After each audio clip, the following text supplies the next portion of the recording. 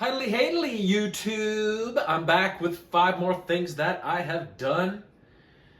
And by done, I mean consumed. I haven't really done much. I don't do much anymore. It's kind of great. Anyway, we got a good variety of things today. There's a lot of diversity in this one. And that's what everybody's about these days is diversity. Here we go. A book. Xena the Warrior Princess, The Empty Throne.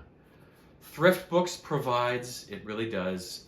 Before I went on that app, I didn't realize there was a universe of Xena books, of Buffy the Vampire Slayer books, of those G.I. Joe Find Your Fate books. It's crazy the stuff I'm discovering on that app, and I better stop discovering things if you understand what I'm saying. But anyways, this book was published, I believe, in 1996, and is the first in a series of books they published about Xena. If you don't know Xena, it was a live action show from the mid 90s onwards. I don't know how many seasons it ran, but it was awesome. It took place in like ancient Greece, in the times of the gods, and just chronicled all these adventures of this warrior princess named Xena, as she was once kind of a bad warrior, but she's turned good and kind of helps against evildoers wherever she goes as she journeys the land. So in this book, she and her best friend Gabrielle, who is like a perky blonde, who's like a bard. She tells stories. She works like healing things. She's kind of the opposite of Xena being a take people by the throat warrior type, take charge person. Gabrielle's kind of the opposite of that. But they're best friends. They travel around everywhere. They're on their way to Ithaca. So this story takes place not long after the Battle of Troy. King Menelaus called all the other kings in the lands around to help him during the Battle of Troy to protect his pride and joy, his wife Helen, the most beautiful woman in all the land. You know the stories probably. So Xena and Gabrielle are on their way to Ithaca, which King Odysseus rules over. He was one of the kings called to help Menelaus during the Battle of Troy.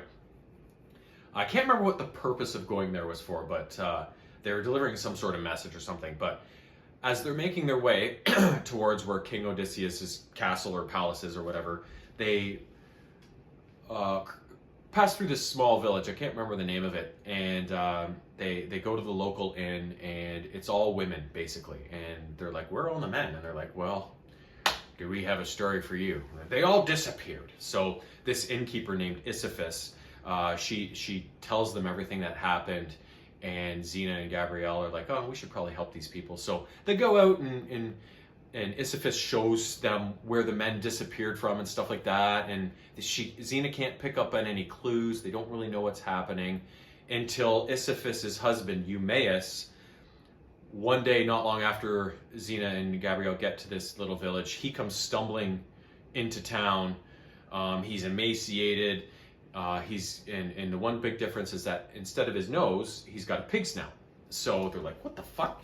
So he tells them this story of this woman who lured the men to her, and he says she turned them all into pigs. And I just escaped because I was on kind of the outskirts of what was happening, but obviously I got affected to some degree because I now have a fucking pig's nose.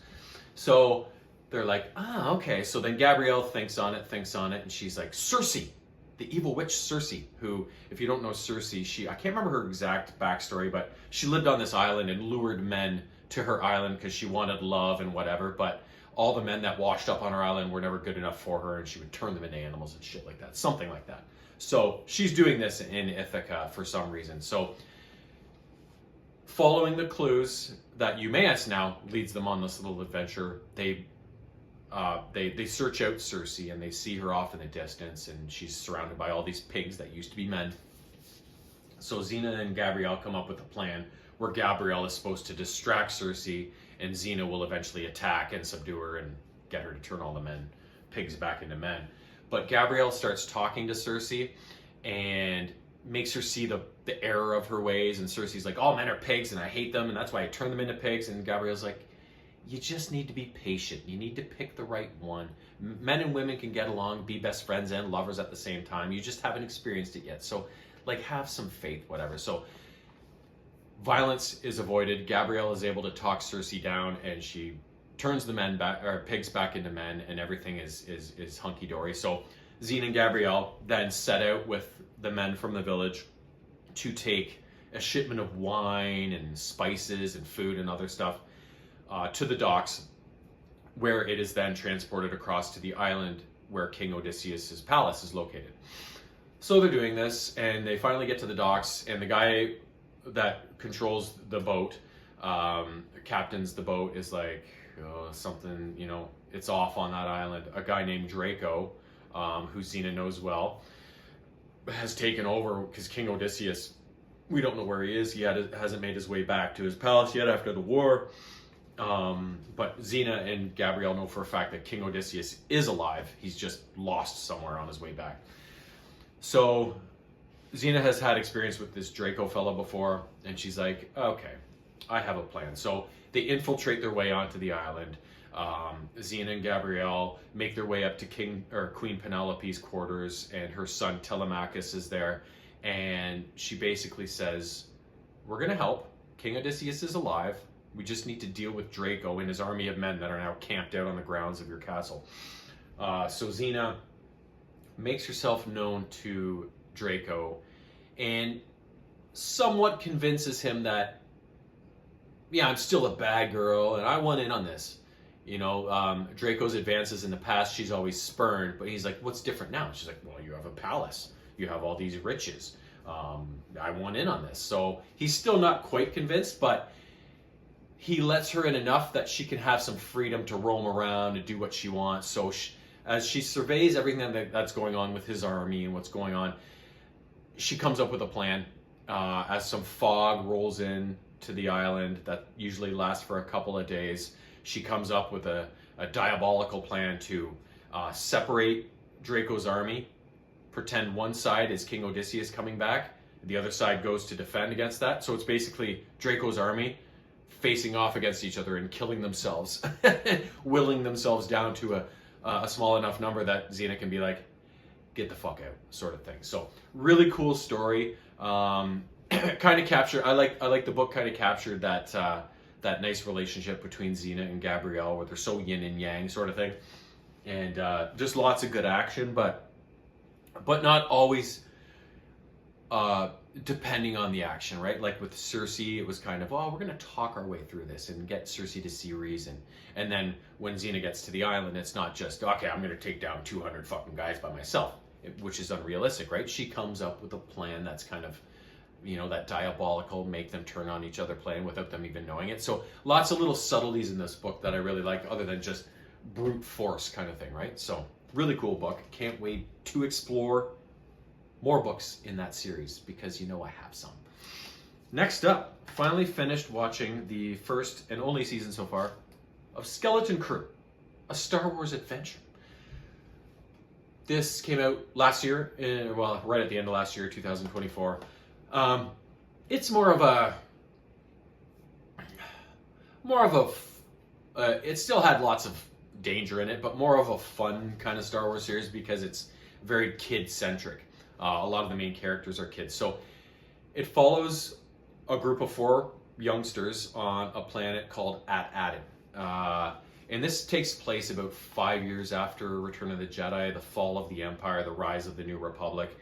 So these 4 kids, a young boy named Wim, a young girl named Fern, another young girl named KB, who has like the cybernetic kind of visor because she had some sort of accident, and then a young, I think he's a Mickean, named Neil. So these 4 kids all hang out on At-Aden together, but Wim has always strived for more. He wants adventure. He wants to leave the planet. But the planet is cloaked in this weird green fog so that it can't be discovered by outsiders. So basically, At-Aden is this closed off planet. So, but Wim has always, like I said, he's longed for more. He wants adventure. So one day him and Neil are exploring off in the woods or whatever, and they come across this weird kind of hatch in the ground that they uncover.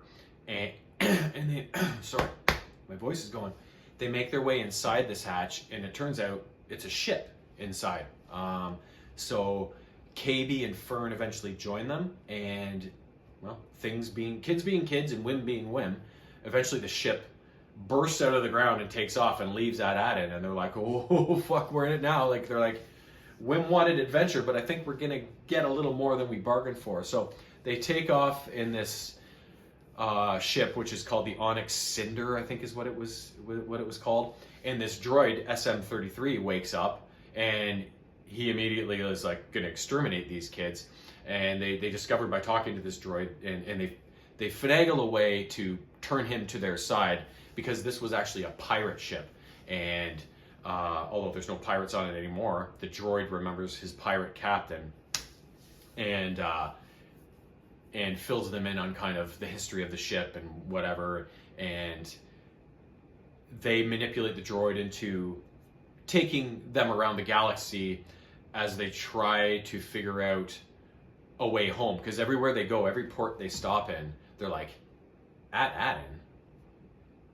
What do you mean At-Aden? So you could tell people have heard of this planet, but they don't believe it actually exists. So and you remember how it was cloaked in this green fog that kind of shrouded it from the universe? So there's something going on with this planet. So eventually they meet this guy named Jod, who Wim really takes a liking to, because this Jod displays force abilities by levitating stuff and whatever. And Wim's automatically, like, from the legends of before times, he's a Jedi. He's like, this is the best person we could have found. They're like, they're do-gooders. They're protectors of the universe. But Jod is anything but a good guy. Although he presents himself as a good guy as he manipulates these kids. Because as the season unfurls, we learn that At-Aden is actually a fabled planet full of treasure. So Jod, being an asshole, is like, oh, I'm going to play nice with these kids, get them back to their planet, and then steal all the fucking treasure. So as events unfold, they eventually learn that, oh, Jod isn't a good guy. So, but they're kind of under his control, and he's a Jedi, so what the fuck are they going to do, right? They're 4 kids. So they go from port to port, world to world, as they try and figure out a way back to At-Aden, because nobody knows how to get back there. And eventually they do get back there, and Jod discovers, upon reuniting these kids with their parents, that At-Aden kicks out Republic credits like it's nobody's business. They have facilities stacked to the ceiling full of Republic credits. So Jod is like, jackpot! So the end of the season is basically the kids rebelling against Jod and trying to find a way to protect themselves, their parents, the planet, and their riches from his evil scheming. And that's kind of where the season ends. I've heard they're doing a season 2. I don't know where they're going to go with it. It seemed like a 1 season kind of thing, but you never know. Disney wants to milk that Star Wars cow for all it's worth, right? Even though they've ruined a lot of it. So I don't want to get into it, but I will. George Lucas selling Star Wars was one of the worst days in the history of the world. And I know we've had world wars and stuff like that, so I'm not comparing it to shit like that. But in terms of regular things, I wish he had never done that. I wish he had, or made a better deal. Like, you guys take over all the production and stuff, but I come up with the stories. I finalize okay, this can happen, that cannot happen. Because if that had happened, that abomination of a trilogy, the Skywalker saga, would never have happened. Because I'm not discounting the fact that they're good-looking movies. The middle one, is The Lost Jedi, is fucked up. But the first and the third are very beautiful movies with lots of great effects and whatever. But they did dirty with a lot of the characters. They did dirty with the story, especially all the stuff. Like, you see all these... That whole middle rack behind the glass and then the top row of that are all Star Wars books. Most of it taking place, being written before Disney took over Star Wars. They had so much groundwork laid for what happened after Return of the Jedi, and it was awesome. Why they didn't just dive into that? They could have taken that framework, and if they wanted to do a full-on retell of what was written in the books, fantastic. If they wanted to do only the movie's partially based on that and then introduce some fill in the gap things, I'm okay with that too. But instead, they chose a whole different direction. They wrote those books off as legends, not canon. They're a bunch of dumb fucks. Kathleen Kennedy needs to go. The CEO that's turned it into a whole woke fucking goddamn thing needs to go. I've now taken Star Wars for... I've stopped buying the High Republic books because they're just a woke-driven giant piece of shit series that I'm resentful I spent that much money on the books I do have, because books aren't cheap anymore, especially ones that are released by Disney. So I'm not buying the High Republic books anymore because they're terrible. Movies, I mean, there hasn't been a movie for a while. I will watch them. I will buy the Blu-ray format of them because I need to have all the Star Wars movies, but I'm going to take them with a grain of salt until I watch them and go, okay, that was actually really good, or that was a giant piece of shit. The TV series, for the most part, have been pretty good. Mandalorian's fantastic. Andor's fantastic. I really enjoyed Ahsoka. Skeleton Crew was good for what it is. Boba Fett, they turned Boba Fett into a bitch, which I didn't like, so that kind of ruined that series for me. All the animated stuff, Clone Wars, but that was done before Disney bought it. Clone Wars is amazing. Rebels was amazing. That one, what was that one? Resistance, I think it was called. That was pretty good. But then I didn't watch The Acolyte because I just heard too many things about it being the most woke thing Disney has ever produced in a Star Wars series. And I'm not paying money to watch a giant piece of shit like that. So, and I'm not even curious about it. I've just heard how bad it is, how woke it is, and I'm not, even though I want to consume every Star Wars thing there is on Earth, I'm okay with missing that one because I just heard how fucking terrible it is. So, I never thought I'd see the day where Star Wars kind of became dead to me, and it's not totally dead to me, but anything going forward from when Disney bought it is dead to me until it proves it's not, sort of thing. That's the way I approach it. But everything that came before Disney bought it, like all the stuff George did, fantastic. And people bitch about the prequel movies. Well, how happy are you now? How good do they seem now that we've seen all this crap Disney's put out, right? Yeah, they're amazing, just like they always were.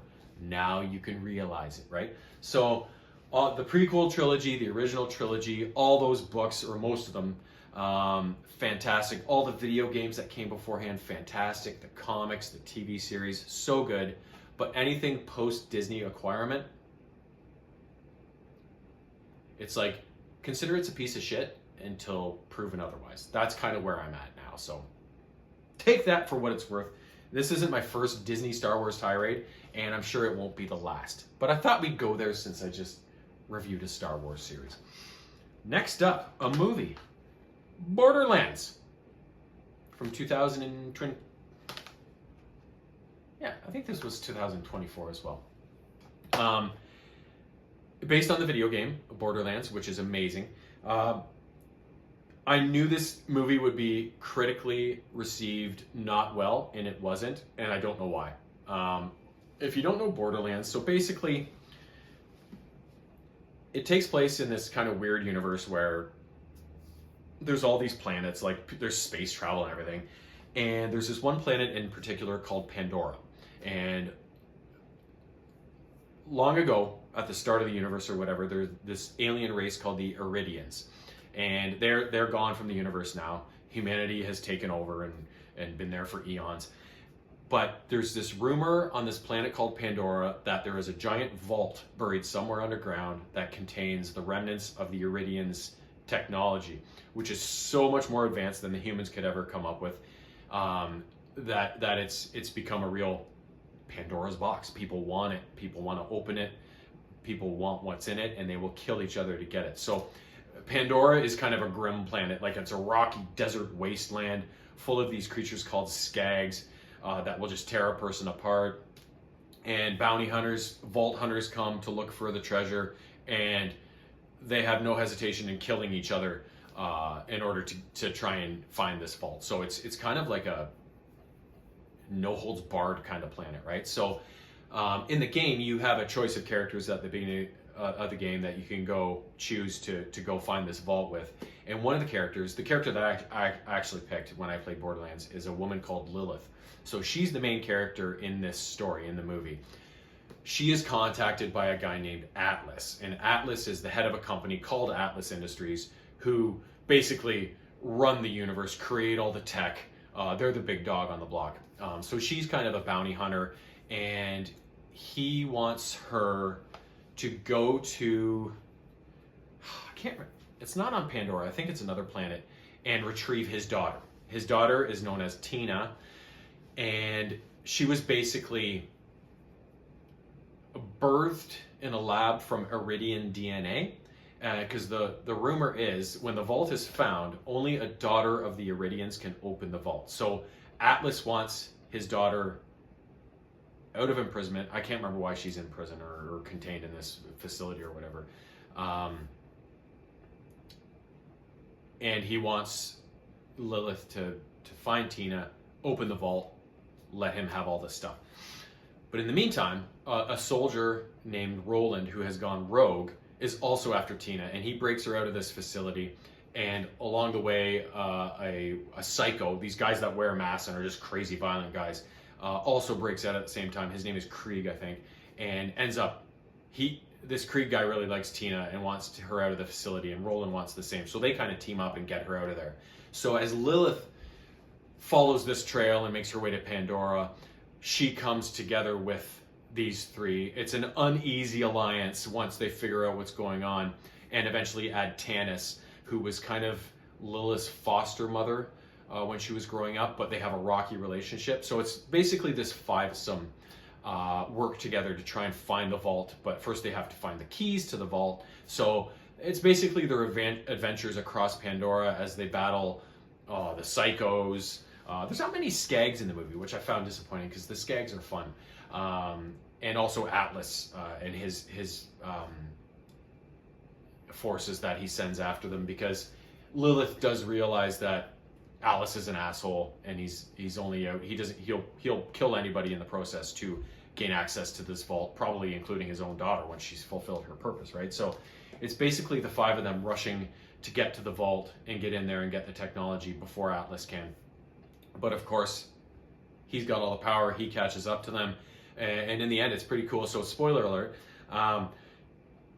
As they finally find the keys to the vault and they go to open the vault, Tiny Tina steps on the thing where she's supposed to open the vault, and nothing happens. And then suddenly Lilith gets it. She's like, Tiny Tina's not the daughter of Iridia.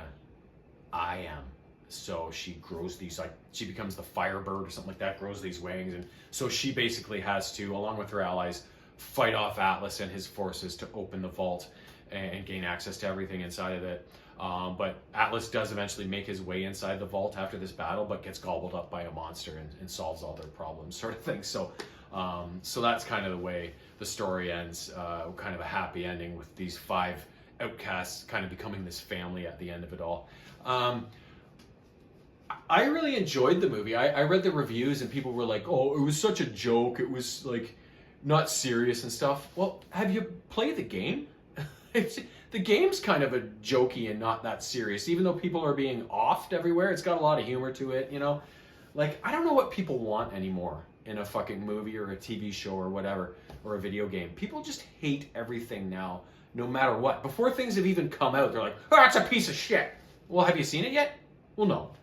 What the fuck are you talking about then? You know, I don't know. Society is in a downfall right now. I call it de-evolution. There's no accountability on anything. COVID ruined people and made them lazy. And people just think, I don't know if they think they can do a better job in making a movie or writing a movie or whatever. Like, nothing seems to be good enough for anybody anymore. So people always say that I like everything. And it's like, yeah, I pretty much do like everything. If there's something in my wheelhouse, chances are I'm going to like it, unless it's a giant piece of shit. And I've already said, a lot of the new Star Wars stuff is shit. So there is stuff I don't like, but most of the stuff I like.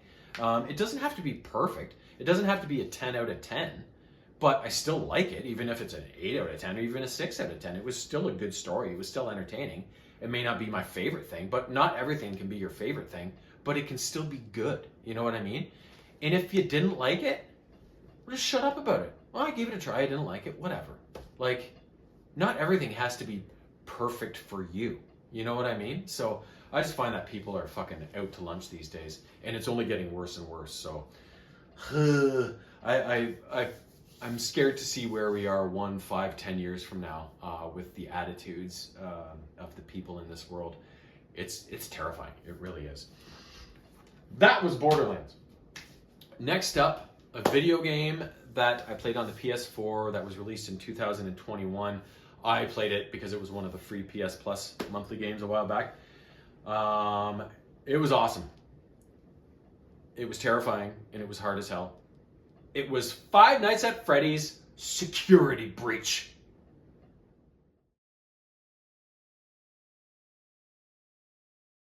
So, this game, if I read it correctly, remember it correctly, was the ninth main installment game of the series, and the 11th overall game in the series at the time it was released. So that series has really got a lot of length out of it, and people really seem to like that franchise. So I think I only played the first 2 or 3 Freddy Fazbear games, and a lot of you have probably played these games before and you know what I'm talking about. But the first, I don't know how many, maybe all of them up to that point, but they weren't games where you could get up and move your character. You sat in the security office, and as these animatronics came at you, you had to manage your facility to close doors on them and conserve power and basically survive the night against all these animatronics that were trying to attack you. And if you don't know the story of Five Nights at Freddy's, it's basically this big giant pizzeria complex. It's like a Chuck E. Cheese. Picture a Chuck E. Cheese with the animatronics that come out and sing on stage and whatever, and kids have their birthday parties, and there's video games, and there's fucking skee ball and all this shit. It's kind of a facility like that, but it's a pizza place, and the characters in the game are like an animatronic bear, which is the main character, Freddy Fazbear. And then there's Chica the bird, there's Roxy the wolf, there's Monty the gator. I forget some of the ones from the earlier games. Those are the 4 that are in this particular game. But basically there's something wrong at this facility, and at night they need a night security guy to keep an eye on the place because these animatronics come alive and they turn evil. And anybody who gets in their way, they'll basically kill, sort of thing. So that's in the first games. You're the security guy that gets hired, and you basically sit in the security office and make sure everything goes smoothly during the night, but you have to fend off all these attacks from the animatronics by utilizing all the systems you have available to you in the security office to keep them from reaching you. So now, in Security Breach, they take a whole new tack on it. You play as a young child named Gregory, who gets trapped in the pizzeria after closing time.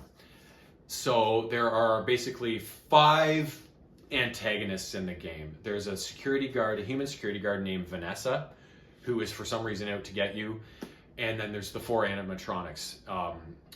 Roxy Wolf, Chica the bird, Monty Gator, I think that's it. And then Freddy. But Freddy actually suffers a malfunction and becomes friendly, and he actually helps you as you make your way through the facility. So, and the other part of the story is that there's been kids disappearing from the area, and it's in the newspapers, lots of kids going missing, and it's all because they're the animatronics at Fazbear's Pizzeria is killing them, sort of thing. So, so as you play with Gregory, you are not static like in the first the first number of games. You can free roam this pizzaplex, and it is massive. It is huge. It is so hard to wrap your head around where you are in this place.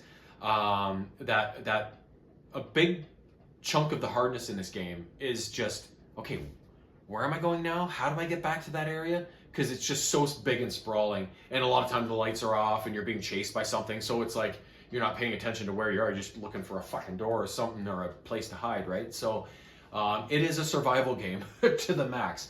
So basically, as this game unfolds, Freddy kind of guides you on where you need to go next and what you need to do in order to survive the next hour, in order to get to repel these enemies and stuff. So there's like in this Pizzaplex, it makes the original game ones pale in comparison because it's so big and there's so many rides and stuff. So you have to gain security passes to get into different areas. So like there's the kids' daycare area that you have to go into, and you're chased by a monster in there, and it's got like the big play structures that have like the bridges and the foam things inside of it and slides. There's an area like that you have to make your way through, which is really cool.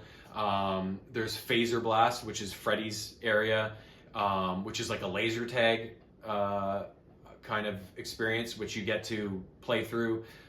There's Roxy's Raceway, which is like a go-kart area. What else was there? Monty Gator, his is like a mini golf course that you have to make your way through. So there's all these cool areas you have to access in order to take that boss down. So like at Monty Gator Golf, you have to find a way to defeat him. Same thing at Roxy Raceway, you got to find a way to defeat her. They don't totally die once you defeat them. They just become somewhat disabled, but they're still capable of killing you if they find you. So you basically have to make your way from, I can't remember what time the place closes at and that you start the night at, but you have to make it to 6 a.m. with Freddy guiding you through each step of the process in order to get out of the building at the end of the night and save yourself. So super hard, super terrifying, lots of jump scares, and but so much fun. This game was so cool. And apparently there's like a half dozen or so different endings depending on which kind of character you defeat last will kind of determine which ending you get. But there's only one true ending that ends happily. And when you finally make your way to the front doors at 6 a.m. and Freddy says, "Okay, Gregory, you can leave and save yourself, or you can stay and help solve this mystery for all." So if you stay, you have to go through a horde more action, which apparently is really hard. I read up on it. It's like you don't have any save points for quite a while. You have to make it so far against so many odds. I was like, I'm leaving, even though it didn't work out well for me in the end. I left. I finished the game. You know, I got one of the endings, and that was enough for me because, like I said, this game is so hard, but it is so much fun. It is a game that I would go back in and explore just casually, not like expecting to finish it or anything, simply because it is so much fun. I wish there was a mode on it where you could just go in free of any bosses and just explore the place, just to see what all there is and be able to just have fun with it, and also to maybe help memorize the place and go, okay, so when I am going back in to play the game for real, I know my way around the place now, because that would help so much, because half the time you're running your ass off and you're like, I don't even know if I'm going in the right direction or where I'm even supposed to be going, right? So, but either way, if you like survival horror games like Alien Isolation, what was the other one I was thinking of, the survival game? I can't remember, but this game, you would like this game. It is pretty cool. It's a lot of fun. And of course, if you like the Five Nights at Freddy's series, I'm assuming you're going to love this as well. I looked at the ratings and it wasn't as bad as the Borderlands movie reviews, but like middling, you know, scores were like 50 out of 100, 60 out of 100, 4.5 out of 10, kind of in that range. But again, like as with the Borderlands movies, like I really enjoyed that movie. I really enjoyed this game. I didn't see any problems with it. The gameplay was great. The storytelling was amazing. The graphics and effects and the tense, the intensity of the game was spot on. The only issue I had with the game was that it was really hard to know where you're going, and the maps that are available to you didn't really lay it out well for you either. You could consult the map, but it's like, I don't fucking know. I can't make any sense of this, right? So nothing's really labeled. Some of the stuff that should be indicated on the map wasn't on the map. So, so they could have, that was really the only area of the game that I thought they could improve on, was kind of the behind the scenes stuff when you brought up your pop-up menu, like the maps and the cameras and stuff like that. But that was a very minor issue overall in playing the game. It was still very playable and very much fun. So I don't know. I loved it. You play it and tell me what you think. right? I'd love to know from other people what they thought of this game, because I thought it was stupendous. Looks so good too. That Pizzaplex, I want to go to that Pizzaplex in real life, I tell you that much.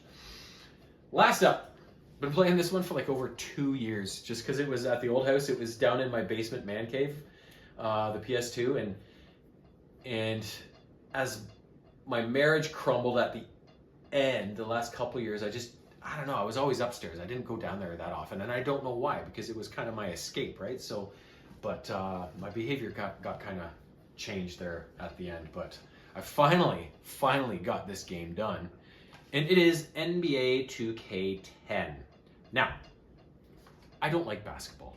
I don't like it at all. I think it's a stupid sport. It's not as stupid as soccer, but it's kind of next up. I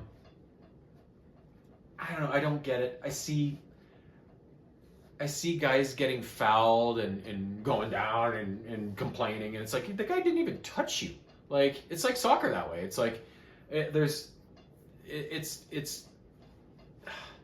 a sham.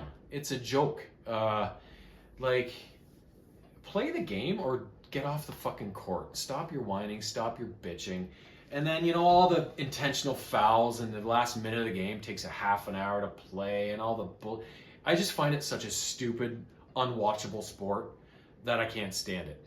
But I found this game years and years ago at Dollarama for like $4, and I'm like, fuck, a $4 PS2 game, even if it is basketball? I'll just turn off fouls and fucking go crush people, right? Thinking it was going to be like I could turn it more into an NBA Jam type experience. That is a fucking good basketball game, NBA Jam. And the game, for being a basketball game, I did enjoy it, considering the vintage too. It was released in 2009, so you know you have to take yourself years back to the time of the PS2 generation, 2009, and go, okay, this game was pretty good for its time, right? Like, it pales in comparison now to sports games, but for the time, I'm sure it was pretty good. And I did enjoy playing it, but I was happy to be done it as well, if that makes any sense. So what I did was I just played a season with the Toronto Raptors, because obviously I don't have a favorite basketball team. I don't like basketball, but if I'm going to use anybody, I'm going to use the local team, right? So I just played through a season with the Raptors and won the championship, and basically that was it. So in terms of the game itself, for the time, I think the graphics were pretty good. The gameplay was pretty good. It wasn't perfect, but it was good enough. You know, maybe 80 out of 100, 8 out of 10 sort of thing. It was good enough that it didn't make you crazy or anything, or take away from the game at all. And you know, the announcers were pretty good for the most part. And I found the game modes was probably the best part of the game. Season was the only one I played, but I would imagine if you're a basketball fan at the time, back in 2009, this game would have presented you with enough game modes to keep you pretty excited about it. I think there was 7 modes in total. There was season, which I did, and then there was playoffs, so you skip the regular season, you just go straight to a playoffs. There was practice, there was a tournament, there was street, so you could play, like, you know, on the street, like in, you know, in the neighborhood, in the little basketball courts and stuff like that. And there was 2 more. I forget what one of them was. One of them was called the Association, and I think it was basically a simulation mode, so you could take control of a team and sim them through seasons or multiple seasons and kind of manage them, sort of thing. So you can tell they put enough game modes in there to kind of keep the replay value at least up a little bit, because on sports games, I find, especially back in the day, unless they were really good, once you play through a season or whatever, it's like, okay, I'm done with this. There's nothing else to do in it, sort of thing, right? Unless I said, like, it was a really good, fun to play sports game. Like the original NHL hockey games by EA Sports, like on the Sega Genesis when it first came out in '92 or whatever it was, those games didn't.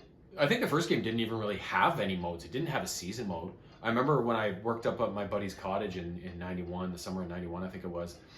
I had my Genesis up there with that original NHL hockey game. Didn't have a season mode in it, so I told my mom, who was up there the whole summer, or no, she wasn't up there the whole summer. Maybe a couple weeks at a time. I was like, Mom, can you draw me up a schedule for the Leafs? They have to play their divisional rivals these many times a year, and then these guys these many times. And then I just played through a season myself and kept track of the stats and did it myself. But that game was so fun. It was such a good, fun to play hockey game that you kept playing it for years afterwards, even though it only had a couple of basic modes like quick game and whatever, because it was so good. But if you have a sports game that's kind of ho hum, you play through it and it's like I play through a season and that's it. If it doesn't have a lot of other modes to keep you interested, it's basically a paperweight sort of thing, right? So I imagine at the time this one was pretty good for basketball fans, but now like with the NHL hockey games now in the current generation, they have so many modes to keep you going. They have all these international tournaments. Like if you're watching my gameplay sessions on NHL 24 right now, you've seen all the things I've done.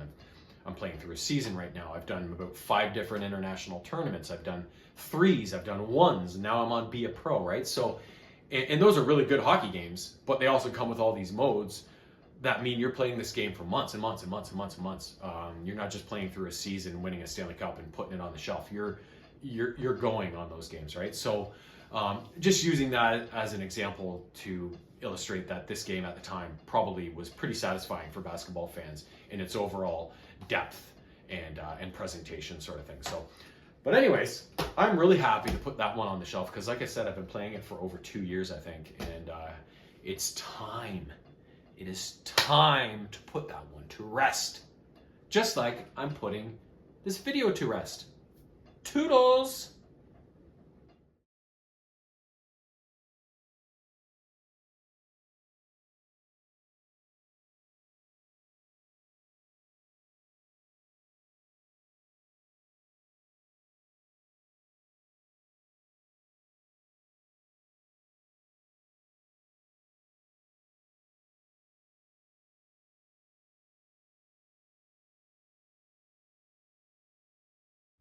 Meow.